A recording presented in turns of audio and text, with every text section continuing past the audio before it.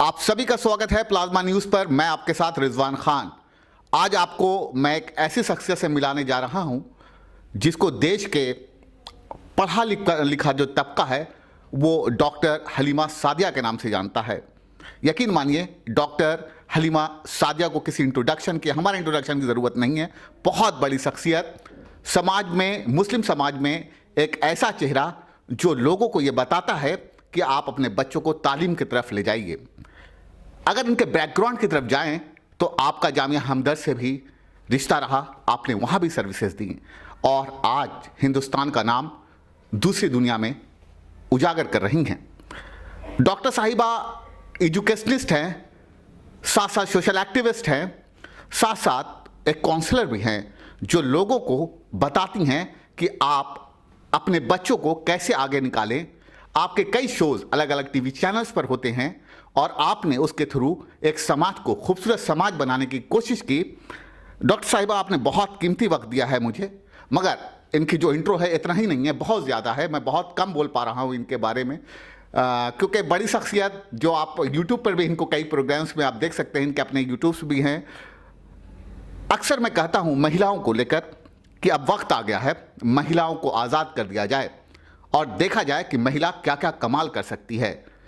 मेरा अपना मानना है कि महिलाओं को अगर तालीम में हम आगे करेंगे तो एक ख़ानदान को नहीं बल्कि अपने देश को खूबसूरत और बेहतर बना पाएंगे। तो आज जो मेरे साथ शख्सियत है ये समाज को खूबसूरत बना रही हैं और उन परिवार के लिए एक एग्जाम्पल्स है जो ये सोच कर अपने बच्चियों को नहीं पढ़ाती कि बच्ची एक किचन के प्रोडक्ट के तौर पर आप इस्तेमाल करती हैं, या यूँ कहें जो अक्सर हम मुस्लिम समाज में देखते हैं कि अपने बच्चों को ये सोच कर नहीं पढ़ाते या आगे डिग्रीज नहीं देते कि वो आखिर उनको किचन के अंदर ही जाना है। Ma'am, thank you so much कि आपने बहुत कीमती वक्त दिया। मेरा पहला सवाल होगा, क्योंकि आप पहले हमारे दर्शकों को ये ज़रूर बताइएगा आप किस जगह से आती हैं, आपकी तालीम कहाँ से हुई और कहीं ना कहीं आपके पीछे का मोटिवेशन आपके कौन रहा जो आप इतनी शानदार तरीके से देश का नाम दूसरी जगह रोशन कर रही हैं। बिस्मिल्लाहिर्रहमानिर्रहीम।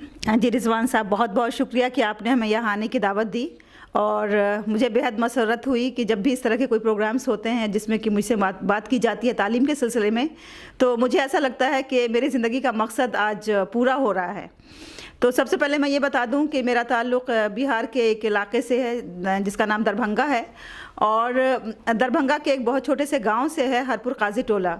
हमारे गांव में लड़कियों को पढ़ाने का बिल्कुल रिवाज नहीं था, बल्कि वो आज भी उतना ज़्यादा नहीं है।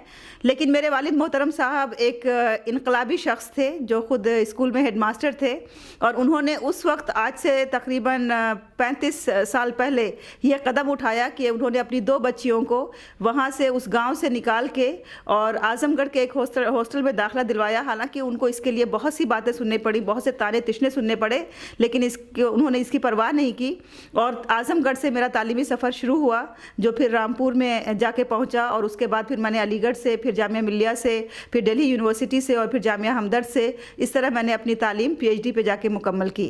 तो जैसा कि रिजवान साहब ने पूछा मुझसे कि आपके जो मोटिवेशनल फैक्टर है वो कौन है, तो मैं यकीनन सिर्फ़ और सिर्फ अपने वालिद साहब का नाम लेना चाहूँगी कि अगर वो उस वक्त हिम्मत से काम नहीं लेते और समाज के ख़िलाफ़ नहीं खड़े होते तो आज मैं भी गांव की एक लड़की की तरह जो कहीं भी किचन में काम कर रही होती और कुछ चंद बच्चे पाल रही होती और उनको बड़ा कर रही होती और यही मेरी ज़िंदगी का मकसद होता, इसके अलावा और कुछ नहीं होता और मैं यहाँ तक नहीं पहुँचती।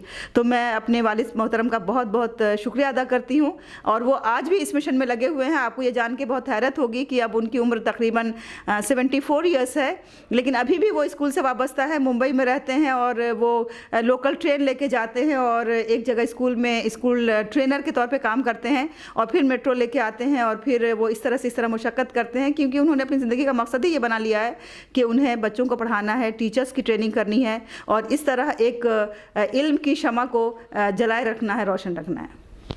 मैम, आपने बहुत अच्छी बातचीत की, मगर आज जिस समाज में हम जी रहे हैं वाकई क्योंकि हमारे कई जो हमारे क्लासमेट लड़कियां थी उनका एक कहना है और मुझे सच भी लगता है कि जब लड़कियां घर से निकलती हैं तो उनका कैरेक्टर एसिनेशन वहीं से शुरू हो जाता है।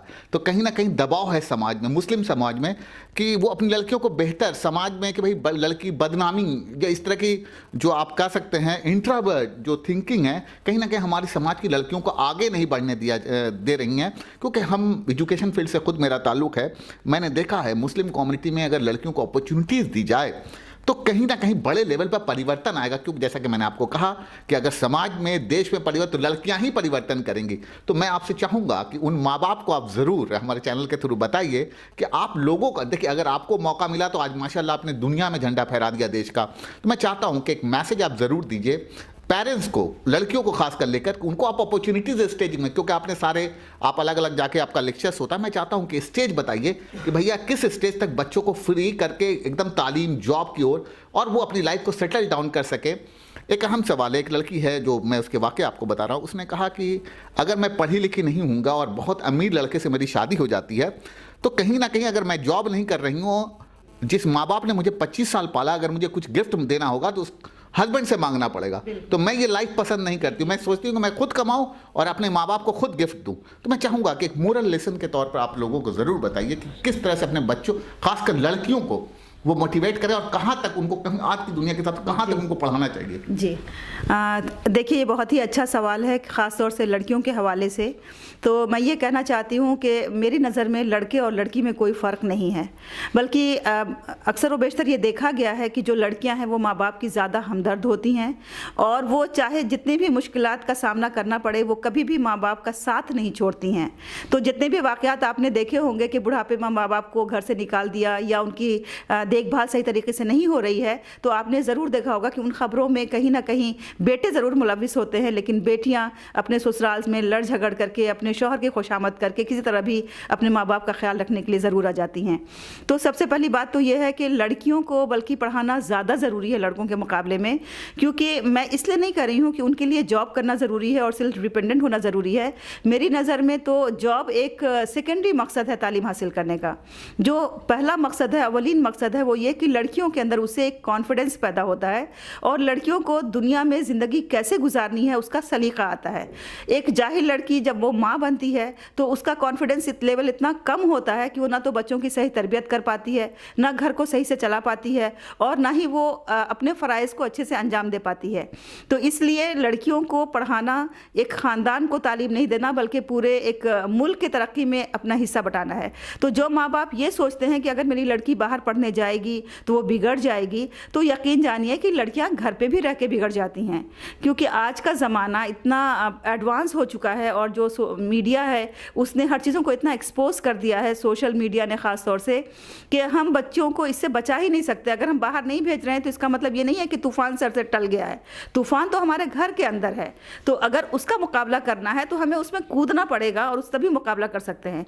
तो मेरा मशवरा ये होगा माँ बाप को कि आप बच्चियों को इतना कॉन्फिडेंस दें और उनको सही और गलत की ऐसी तमीज़ सिखा दें कि वो ऐसे माहौल में रहते हुए जहाँ के सभी लोग गलत की तरफ जा रहे हों तो भी जो आपका दिया हुआ पैमाना है वो उनके सामने इस तरह से खड़ा हो जाए कि वो गलत की तरफ कदम ना उठाएं बल्कि वो हमेशा सही को ही अपनाएं। उनके अंदर एक जजमेंट की जो कैपेसिटी होती है, जो स्किल्स होता है जजमेंट का, वो डेवलप करने की ज़रूरत है। और रही बात कि कहाँ तक लड़कियों को तालीम दी जाए, तो मेरे ख्याल में तो देखिए तालीम तो एक जेवर है। अगर एक जेवर के बाद दूसरा जेवर आप ख़रीदती हैं तो क्या वो आपको बुरा लगता है? कभी नहीं लगता बुरा। हर कोई चाहता है कि एक के बाद दूसरा, दूसरे के बाद तीसरा, तीसरे के बाद चौथा जेवर आपके पास बढ़ते ही जाए। इसी तरह से अगर तालीम का सिलसिला अगर हम देखें तो वो तो कब्र में जाके ही ख़त्म होता है। खुद हमारे हुजूर अकरम सल्लल्लाहु अलैहि वसल्लम ने फरमाया है कि माँ की गोद से लेके गौर तक इल्म हासिल करो। फॉर्मल एजुकेशन जहाँ तक मुमकिन हो, लड़कियों ने ग्रेजुएशन कर लिया तो पोस्ट ग्रेजुएशन करें, फिर PhD करें। और फॉर्मल एजुकेशन अगर ख़त्म हो भी जाए तो जो इनफॉर्मल एजुकेशन है, यानी कि घर में पढ़ाई लिखाई का माहौल कायम करना, न्यूज़पेपर पढ़ना, अच्छी अच्छी किताबें पढ़ना, जो मोटिवेशनल बुक्स होती हैं वो पढ़ना, अपनी दीनी किताबों के साथ साथ दुनियावी उलूम को भी जानना, इस तरह का एक माहौल घर में पैदा करना बहुत ज़रूरी है। और कभी भी इंसान को तालीम से अपना सिलसिला मुनक़ता नहीं करना चाहिए। मैम ने बहुत अच्छी बात की। मैं अक्सर कहता हूं कि अगर इस दुनिया में सबसे ज़्यादा खूबसूरत चीज़ है तो वो तालीम, तालीम इससे बेहतर चीज़ कोई हो ही नहीं सकती है। तो मैम ने अपनी बात इतने शानदार तरीके से रखी है। तो मैं अपने व्यूवर्स से ज़रूर कहूँगा कि आप यूट्यूब पर जाइए, डॉक्टर हलीमा सादिया साहिबा के प्रोग्राम को ज़रूर देखिए। बहुत अच्छे अच्छे मोटिवेशन लेक्चर्स हैं और उनको आप फॉलो कीजिए, क्योंकि हमारे समाज को ये बना रही हैं और ख़ूबसूरत बेहतर। तो तालीम के लिए जितना जद्दोजहद, जितनी प्रॉपर्टियां आपको बेचना पड़े आप बेच दीजिए और अपने बच्चे को ज़रूर पढ़ाइए। इसी तरह की पर्सनालिटी से हम आपको लगातार मिलाते रहेंगे। Thank you for watching plasma news.